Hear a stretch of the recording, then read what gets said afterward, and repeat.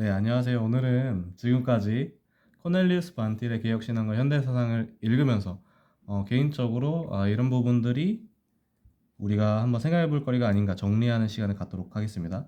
지극히 개인적인 해석이 담겨 있음을 먼저 밝힙니다. 먼저 첫 번째로 아리스토텔레스가 우리 주변에 있는 것들에 대해서 형상과 그다음에 형상이 아닌 부분에 있어서 작용하는 우연의 요소를 얘기를 했어요. 근데 이 우연의 요소를 왜 같이 얘기를 했냐면 그냥 규칙으로만 돌아가면 다 정해져 있으니까 사람들이 자유의지 문제가 생기죠. 다 결정된 거 아니냐. 그래서 이 우연적인 요소를 어디에서 가져오느냐? 아낙시만드로스, 아페이론. 얘가 되게 이상한 애였어요. 완전히 인식할 수도 없으면서도 완전히 인식을 못하지도 않는 그런 뭔가 이상한 그 무언가. 여기에서 가져와서 이런 우연의 요소를 도입을 했었는데 이 우연의 요소가 하나 생각해야 될 게 스토아 학파에서 얘기하는 우연과는 좀 다른 거였다. 스토아 학파에서는 결국에는 이것도 분석 가능하고 규칙을 다 찾을 수 있고 하지만 아리스토텔레스는 궁극적으로는 이런 약간 비합리주의적인 요소가 포함되어 있는 거였다. 그래서 우리가 생각할 게 이 희랍적인 사상의 특성에서는 합리성, 이거는 이성으로 파악 가능한 거, 비합리성, 이런 약간 대립적이다, 뭐 대립적이다가 아니더라도 이원론적인 그런 요소. 이원론적이라고 하면 대립적이다고 보는 게 더 맞겠네요. 가 있었습니다. 이거를 어디로 연결되느냐? 이제 나중에 토마스 아퀴나스로 연결되는 걸 그때 봤었어요.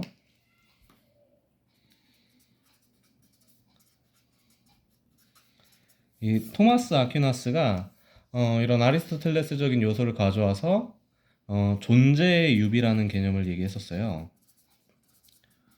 여기서 말하는 존재의 유비도 이원론적인 요소를 생각을 해야 되는데 이 존재의 유비, 닮음이 뭐냐? 여기서 말하는 존재는 그 두 가지가 있어요. 역시 우연의 요소를 담당하는 그 무언가. 여기는 있는 거예요. 근데 표현을 이렇게 말합니다. 비존재. 그래서 그 희랍적인 사상이나 이쪽에서 말하는 거는 비존재라고 하지만 사실은 무언가 있는 거예요. 요즘 과학으로 따지면 제가 아는 상식에서는 그 입자가속기 같은 거에서 진공을 만들어요. 그러면 거기서 입자가 튀어나오죠. 그런 거 같은 거. 그러니까 뭔가 공허한 공간이라든지 그게 아니라도 뭔가 있는 거. 그런 어떤 비존재. 근데 비존재라고 표현을 합니다. 이걸 그리고 무라고 표현을 해요, 이들은. 근데 저희가 그때 살펴봤던 건 완전한 절대무. 이게 양쪽에 이거는 있는 거, 없다고 해도 있는 거, 없는 거는 없는 거, 이게 없는 거. 그런 쪽으로 차이를 한번 얘기해봤고요. 이 비존재만큼이 또 존재로서 있고, 그러니까 비존재라고 표현을 하고 무라고 하는데 존재라고 표현을 하고, 또 이 존재 유비에서 형상을 말을 합니다. 이 형상은 규칙적인 거예요. 법칙적인 거. 이게 어디 있냐면 신의 형상을 만물이 다 조금씩 갖고 있어요. 그래서 형상 조금, 그 다음에 비존재 조금. 이건 있는 거예요. 비존재와 형상으로 각각의 만물에게 부여되어 있습니다. 그래가지고 각각의 만물에 부여되어 있는 것들의 형상을 모으면 하나의 어떤 완전에 가까운 그런 신으로 여겨지는 그런 형상을 가리키는 거죠. 그래서 얘네들은 예정도 형상이에요. 그래서 예정도에 있는 숫자도 정해져 있어요. 그 예정도에 있는 숫자의 형상을 합치면 이런 온전한 형상에 가까운 걸 드러내겠죠. 그런데 항상 이 비존재적인 거 이게 있어가지고 여기서도 항상 자유, 그러니까 결정과 자유 이걸 해결하기 위해서 나름대로 이렇게 얘기를 했던 것 같습니다. 이런 부분이 가져다 지는데 여기서 중요한 게 하나 있습니다. 이제 나중에 칸트로 넘어갈 때 이런 이원론적인 요소, 필연과 우연을 칸트는 인식론에 근거해서 필연의 영역을 과학, 우연의 영역을 종교와 도덕으로 가져갑니다. 왜 이렇게 되느냐? 이것도 역시 인식론 때문에 잘 보시면 지금 저희가 이걸 이 색깔을 본다고 하지만 이건 말도 안 되는 거예요. 우리 눈에는 이거의 분자 배열, 제가 그냥 대충 얘기하면 분자 배열 뭐 이런 거에 따라서 빛이 반사되는 파장이 달라지겠죠. 그게 시신경을 자극을 하면 뇌에 그거에 따른 시신경의 세포가 어떤 게 자극되느냐에 따라서 시신경 세포의 뭐 점화라고 표현을 할까요? 그거가 전달된 걸 가지고 색깔이라는 걸 내 뇌에서 구성을 한 거예요. 그럼 대체 얘가 진짜 뭐냐? 이건 몰라요. 그래가지고 실제 있는 그것을 모른다 해서 본체, 현상에 구분을 합니다. 그리고 이 현상이라는 거는 우리가 항상 그 정신적인 12가지 범주적인 부분이 반드시 관여가 돼야 되고 이성이라는 게 있다고 생각을 하는 거예요. 이성이 제가 기억하기로는 이제 최한월 변호사님께서 말씀하시는 표현을 제가 기억하기로는 공장 같은 거, 외부에서 주어지는 거를 공장에서 이렇게 찍어내듯이 제 이해가 정확한지 모르겠지만 이 이성이라는 그 무언가가 인간 정신에 있어서 지식을 만들어낼 수 있는데 얘가 우리가 보고 있는 거는 현상. 근데 이게 본체와 현상이 나눠지듯이 필연과 우연의 영역을 윤리적 이원론을 이쪽에 적용을 시켜서 이 우연의 영역은 종교와 도덕이에요. 지금은 뭐 어떻게 생각을 할까? 여기다 약간 예술적인 영역을 좀 더 넣을 수 있다고 생각을 할까요? 사람들이? 제가 그런다는 게 아니라 뭔가 이런 이쪽에 대해서는 뭔가 더 이상 얘기하지 못하는 그 부분. 이거는 그 얘기할 수 있는 영역. 여기는 얘기하면 안 되는 뭔가 그 비합리적인 영역 쪽으로 그 생각을 한번 해봅니다. 그래서 여기서 생각해 볼 수 있는 게 다른 분들께서 뭐 절대적 타다성 개념을 뭐 다 잘 설명을 해주신 것 같고 제가 잘못 이해한 걸 수도 있는데 저의 생각에는 이런 것 때문에 신의 타다성 여기 바로 이것도 역시 인식론적인 부분으로 해서 나온 게 아닌가라고 생각을 해보고요. 바로 이런 것 때문에 저희가 개혁신학에서 저희가 원형의 신학과 모사의 신학 얘기를 합니다. 이거가 같은 말로 신앙의 유비예요. 그리고 이거하고 전체적으로 대립되는 게 아까 전에 봤던 본체 그리고 형상. 근데 지금 여기서 보면 이건 참 재밌는 게 중세 아베로에스 이중진리랑 되게 비슷한 느낌을 주는 것 같습니다.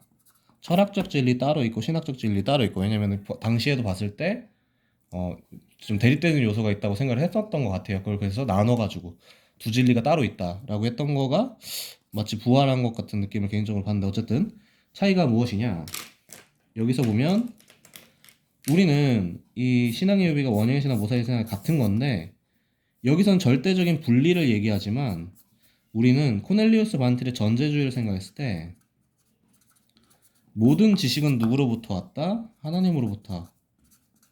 그러면 그냥 불신자라고 할지라도 지식을 가진 존재들은 누구로부터 사실은 빚을 지고 있냐면 하나님으로부터 빚을 지고 있는 거예요. 근데 이들은 하나님하고 물론 이 지식을 하나님으로부터 얻었다고 하지만 이 지식이 온전하지 않아요. 그래서 온전한 지식의 이식이 있어야 된다고 해요. 이게 뭐였냐? 그 외적 계시와 내적 조명입니다. 외적 계시는 흔히 말하는 세례, 성례, 말씀. 이거 포함해서 말씀이라고 하고요. 여기가 조명입니다. 조명. 내적 조명이 내적으로 그 지식을 온전하게 참되게 알게 하는 것. 이건 항상 어거스틴 제가 누누이 얘기하지만 교사론을 꼭 보셔야지만 이해가 됩니다. 어거스틴. 그러면 여기서는 질과 양에 있어서 결코 신하고